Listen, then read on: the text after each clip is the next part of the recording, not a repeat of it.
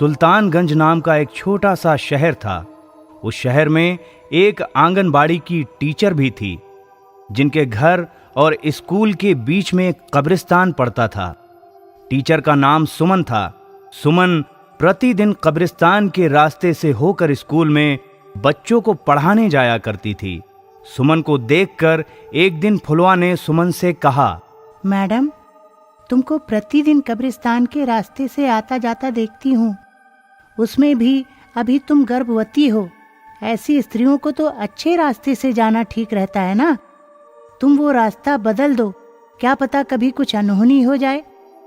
फुलवा की बात सुनकर सुमन ने कहा, कब्रिस्तान से होकर आने में मैं जल्दी पहुंच जाती हूँ। दूसरे रास्ते से घूम कर आना पड़ेगा, जिसमें मुझे बहुत समय लगेगा। फुलवा, मैंने किसी का कुछ बिगाड़ा नहीं है, तो भला मेरा कोई क्या बिगाड़ लेगा। ये कह के सुमन मैडम स्कूल चली गईं। शाम को जब सुमन कब्रिस्तान में पांव रखती हैं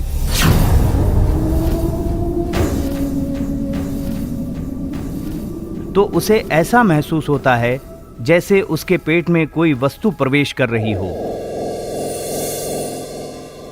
सुमन को गर्भवती देखकर एक जिन्नात भी सुमन के पेट में प्रवेश कर गया, जिसके चलते सुमन को घबराहट होने लगी। तो कब्रिस्तान से आवाज आई,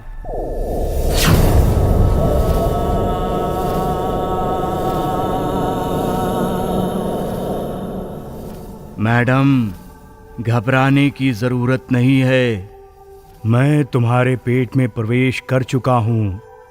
मैं भी तो तुम्हारा ही बच्चा हूँ। मैं पेट के अंदर भी तुम्हारे बच्चे के साथ खेलता रहूंगा। तुम्हें और तुम्हारे बच्चे को मैं किसी भी प्रकार का नुकसान नहीं पहुंचाऊंगा। जिन्नात की बात सुनकर सुमन को एक अजीब सा भय लगने लगा। वो घर आई तो जिन्नात वाली बात अपने पति सौरभ को बताई, तो सौरभ भी सुनकर हक्का बक्का हो गया। बात ही बात में सुमन ने कहा, फुलवा मुझसे बोल रही थी कि उस रास्ते से मत आया जाया करो, लेकिन मैंने उसका कहना ना मानकर गलत कर दिया। दोनों पति पत्नी की बातें पेट में से ही छोटा जिन्नात सुन रहा था। जिन्नात पेट में से ही बोला, मेरे बारे में ऐसी बातें सोचकर तुम दोनों ठीक नहीं कर रहे हो। मैंने तुम दोनों को मम्मी पापा मान लिया है। अगर पुत्र के जैसा व्यवहार करोगे तो मैं भी तुम्हारे साथ अच्छा व्यवहार करूंगा। अगर मेरे बारे में गलत सोचोगे तो इस पेट के बच्चे के साथ साथ तुम दोनों को भी मार दूंगा। अब मैं तुम्हारे घर का सदस्य हूं। मेरे बारे में बुरा सोचकर बुरी बातें मत किया करो। जिन्नात की बातें सुनकर सुमन और सौरभ शांत हो गए और अपने अपने काम में लग गए। धीरे धीरे सुमन को बच्चा होने का समय आ गया और सौरभ उसे पास के बड़े अस्पताल में भर्ती करने के लिए ले गया, जहां बहुत सारी नर्स और डॉक्टर थे।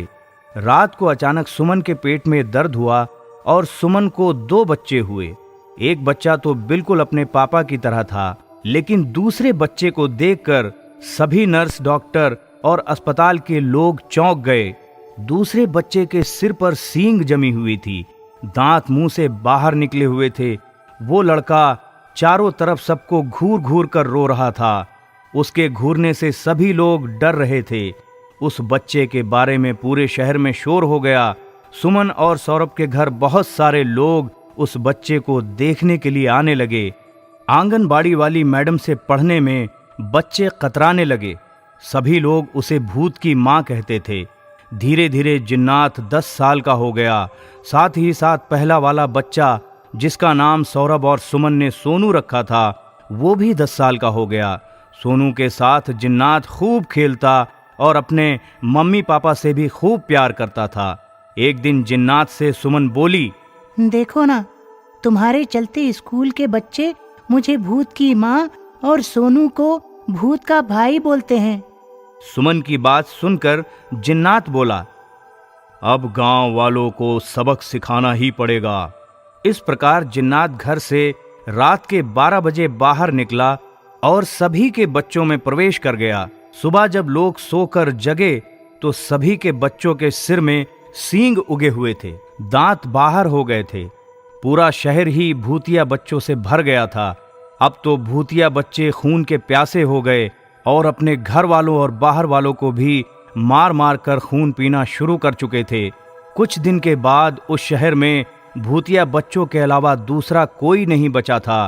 भूतिया बच्चों ने सबको मार डाला। सुल्तानगंज शहर भूतों का शहर कहा जाने लगा। लोग सुल्तानगंज में जाने से डरने लगे। सुल्तानगंज में केवल सुमन, सौरभ, सोनू और फुलवा यही 4 बच गए थे जिसे भूतिया बच्चे जी जान से मानते थे। इन 4 को छोड़कर सुल्तानगंज शहर में सभी जनता को भूतिया बच्चे मार चुके थे। इस बात की खबर शहर में क्या पूरे देश में आग की तरह फैल गई थी। जब महाकाल के भक्त एक तांत्रिक को इस तरह से भूतों के अत्याचार करने की बात पता चली तो उसने सुल्तानगंज को चारों तरफ से भभूत से घेर दिया ताकि भूत गांव से बाहर न जा सके। इसके बाद शहर के लोगों को बुलाकर उस सुल्तानगंज नाम के शहर में आग लगवा दी और आग की लपटों में जिन्नात के सभी बच्चे जलकर मर गए। तो बच्चों, इस कहानी से हमें ये सीख मिलती है कि कभी भी किसी अनजान जगह पर नहीं जाना चाहिए और हमेशा अपने माता पिता और बड़ों की बात माननी चाहिए।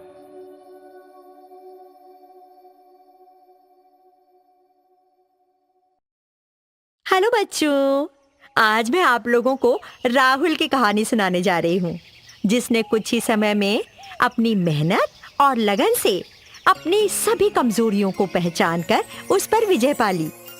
राहुल 5वीं क्लास में पढ़ने वाला एक ऐसा स्टूडेंट था जिसका पढ़ाई से ज्यादा खेल कूद में मन लगता था। वो दिन भर मोबाइल पर गेम्स खेलता रहता।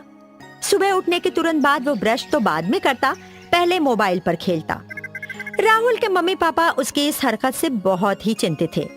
गेम्स की वजह से वो खाने पीने पर भी कम ही ध्यान देता। धीरे धीरे राहुल शरीर से कमजोर होता जा रहा था। पढ़ाई में भी उसने ध्यान देना कम कर दिया। क्लास में वो पढ़ाई में अपने सभी सहपाठियों से बहुत पीछे रह गया था। उसके शिक्षक इस बात को लेकर काफी चिंतित थे। एक दिन स्कूल की प्रिंसिपल ने राहुल से कहा, राहुल, कल स्कूल में पेरेंट टीचर मीटिंग है।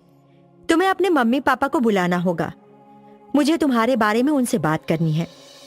राहुल बहुत घबरा गया क्योंकि उसे पता था कि स्कूल प्रिंसिपल उसकी शिकायत उसके मम्मी पापा से करेगी।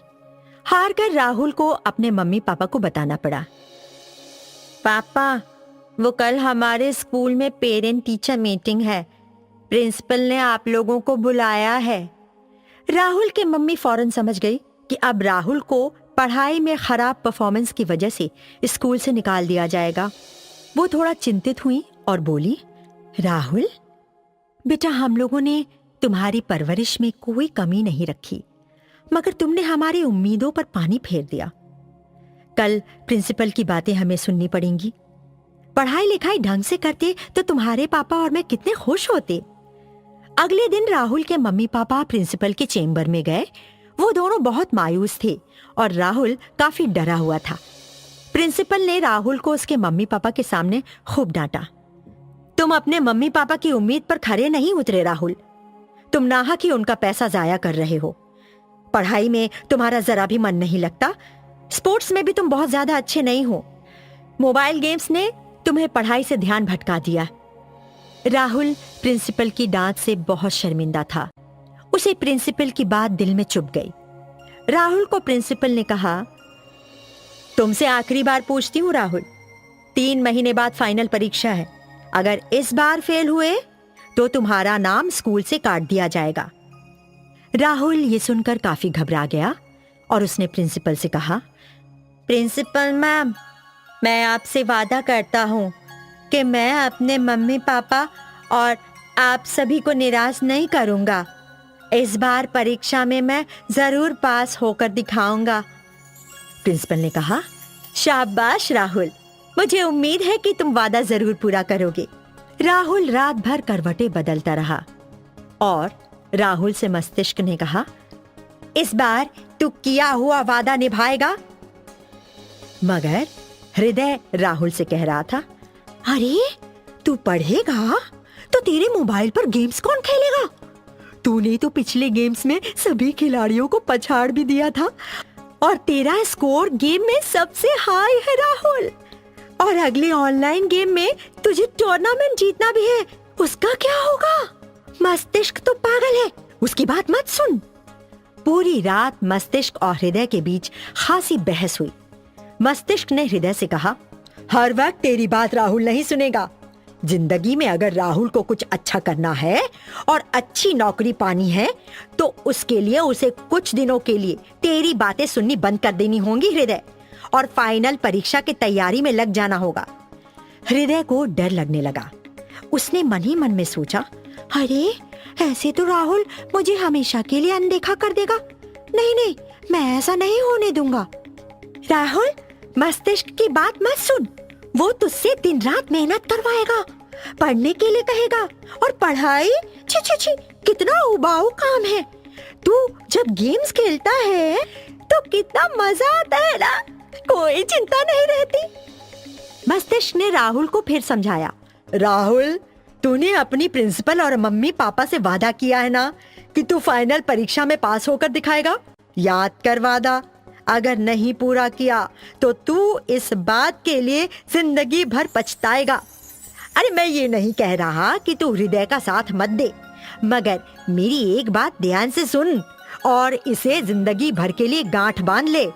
हृदय और मैं मस्तिष्क दोनों अपनी अपनी जगह ठीक हैं, मगर अगर तुझे जब हृदय की बात सुननी है तब तू मस्तिष्क की सुनेगा, और जब मेरी यानी मस्तिष्क की बात सुननी है तब तू हृदय की सुनेगा, तो जिंदगी में कभी सफल नहीं हो पाएगा। मैं तो कहता हूँ कुछ दिनों के लिए तुझे मेरी यानी मस्तिष्क की बात सुननी चाहिए, जब तक तेरी फाइनल परीक्षा नहीं हो जाती। जब तू पास हो जाएगा तब फिर थोड़े समय के लिए हृदय की सुन लेना। ये बात राहुल और उसके हृदय को जच गई। हृदय ने राहुल से कहा, हाँ वैसे राहुल, मस्तिष्क तो समझदारी की बात कर रहा है। तुझे फाइनल परीक्षा की तैयारी में लग जाना चाहिए। परीक्षा खत्म होने के बाद मुझे भूल मत जाना। इस तरह राहुल अपनी मस्तिष्क की आज्ञा मानकर पढ़ाई में जुट गया और अपनी क्लास में न सिर्फ पास हुआ बल्कि अव्वल भी आया। तो बच्चों, आप लोगों ने देखा कि राहुल ने कैसे अपनी सूझबूझ से काम लिया और सबकी आंखों का तारा बन गया। थी ना ये मजेदार कहानी और शिक्षाप्रद भी। अगली बार मैं इसी तरह मजेदार और रोचक कहानी लेकर आप लोगों के पास आऊंगी। तब तक के लिए बाय।